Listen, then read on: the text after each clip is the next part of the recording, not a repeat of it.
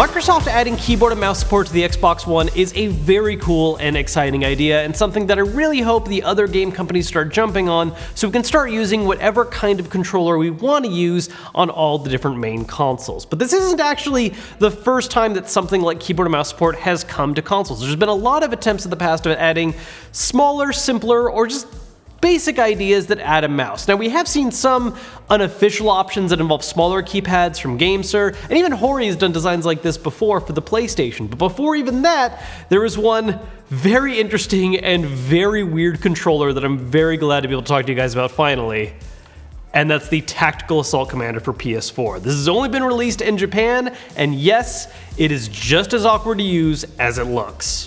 This is an officially licensed controller where pretty clearly the main goal was to make something that would be more precise for FPS games as opposed to a more traditional controller. But the way they go about doing that is by having one half be a traditional mouse, and then to make up for the lack of a keyboard on a PlayStation, you instead have this half controller thing. So let's take a look at each part by itself. Now, the mouse itself is pretty straightforward. It's a mouse. Moving it around acts like the right stick. The mouse clicks work like L2 and R2 for aiming down sights and firing. You actually have DPI adjustment right here, and L1, R1 on the sides, along with some sensitivity buttons we'll talk about a little later. Now, it is a USB mouse, but it's not plugged directly into your PS4. Instead, it actually plugs into the side of the controller, which is by far the more compelling element of this combo. Now, there are some elements of the controller that are very familiar and other elements that are more weird. Where it's more straightforward is all that we have on the front-facing side. The left side works a lot like it would on a normal controller. You have a stick and a D-pad, although they are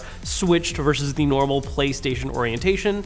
Touchpad in the center that you can click in, options button, share button, PlayStation home button, and then an assign button that can be used to change the inputs on all the shoulder buttons, which is where things get a little more heavy duty. So because the mouse doesn't have enough buttons to support the traditional front-facing buttons, they've instead all been shoved right onto this upper side here. So the idea is that you can leave your index finger on it and just press down with either the front or back of it to hit the X, square, triangle, and circle buttons, which is a lot to have all in one place. In addition, there's also this FN button on the back, which by default, you use it in conjunction with other buttons to get different effects, like as a roundabout way to get the R1 button, but really it's basically an additional button that you can program. And then we have what is probably one of the weirdest parts of this controller, the actual kind of grip sleeve right here. So the whole point of this is because when you're using a controller like this one-handed, it's not actually, well, first off, it's not very comfortable, but it's also not something that you can conveniently hold it all the time. If you're moving your thumb around to go between the stick and the D-pad, if you're moving your index finger a lot, you're not necessarily always going to have a super solid grip on it. So to make sure that you're able to hold on to it for a long period of time, you have to put your whole hand in the sleeve, and that makes sure that, especially if your hand starts to cramp in any way, because once again, using just one hand like this for all these buttons at one time, it wears thin pretty quickly. So that's how all of this works in theory, but let's actually try out using it. So to test it out, I've loaded up Destiny 2, I've just started a new file, I just want to mess around at the very beginning to kind of get a feel for how all this works. And to be honest, I'm not a big fan of the mouse right away. I'm going to adjust the acceleration on it because it's not really being as reactive as I'd like. So to do that, I just switch over the adjust up here on the Switch, and then I use the D-pad to change those settings. So we're gonna turn it up a bit, and that's a lot better. I actually have it maxed out, but that's a lot better. All right, yeah, I can look around pretty easily. It doesn't feel completely fluid, but it's not bad. And then the mouse does give you a couple other ways to adjust the sensitivity if you want. For instance, on the fly, there's these two buttons on the side which say Q and S. So the Q is for quick, and while you're holding that down, everything's gonna be maxed, so you can just look around really quickly. Whereas with S, if you're holding that down, that's snipe mode, and that's just gonna make it so it's super low when you need to really fine-tune your aim on something. I will say the grip on it isn't as uncomfortable as I imagined it would be. It was really bad at first when I was trying to use both fingers up top here, which gave me more access to all the buttons simultaneously if I need to hit things at the same time, but the grip isn't really designed to support just having two fingers below, and because you don't really have the balance of two hands on a controller, you start to feel cramps right away. So you really need to stick with just having one finger up above. It's taking a little bit for me to still get the rhythm down of which button's which on here. I'm remembering that by function, like if I need to jump, I know it's this button. If I need to reload, I know it's this button.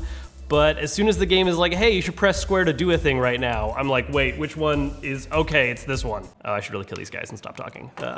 Like, this is functional. It's working right now. I just don't think this is an optimal choice, especially because you're restricting your options up here. While I am able to use each of these buttons individually pretty fine, and if I need to like mash them, I can, just don't even try to reach anything in the middle here. You basically either need to take your hand off the mouse and reach over to press something. Like if I wanted to pause right now, that's what I have to do. You can maybe reach the share button with your thumb, but it's not the most comfortable decision and is gonna throw you off a lot if you want to take a screenshot or something really quick. Also, the way this controller's weighted isn't super great for how it's designed. I mean, it's very light, but you definitely feel a little off when you're trying to have it up here. It's almost more natural if I'm just leaving it slacked on the desk right here. Yeah, I can't help but feel like this idea would work better if instead of trying to emulate a normal traditional controller design where you have the whole middle section, if they just recreated the whole thing to be more like a Joy-Con on the Switch, or if it was more like, even like how the Wiimotes were designed. Something that's a little more all-encompassing and designed to actually be used one-handed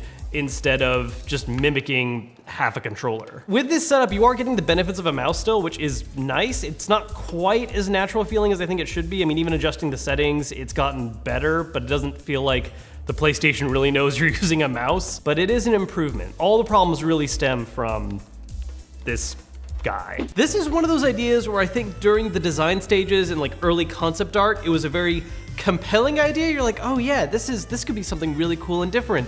And then the moment you actually try a physical prototype, just doesn't really work out at all. And in fact, Hori even themselves are very aware of this fact, because after they released this, they then released the Tactical Assault Commander Pro, which is the same basic idea with a mouse, but then it just has a smaller keyboard, because that's ultimately really the better way to go. You know, kind of one of those problems where if it's not broke, just don't fix it. Now, this isn't to say that I think that this is an impossible, terrible controller to use. I mean, after playing for a little while, I do think it's something that's viable. Like, you could get pretty good with this. I'm just not sure why you would versus a lot of the other options that are out there. At the end of the day, I think this was a cool idea and something that maybe Sony, Hori in general should just revisit, bringing more options like this to the PlayStation, just like how Microsoft is adopting full-blown keyboards.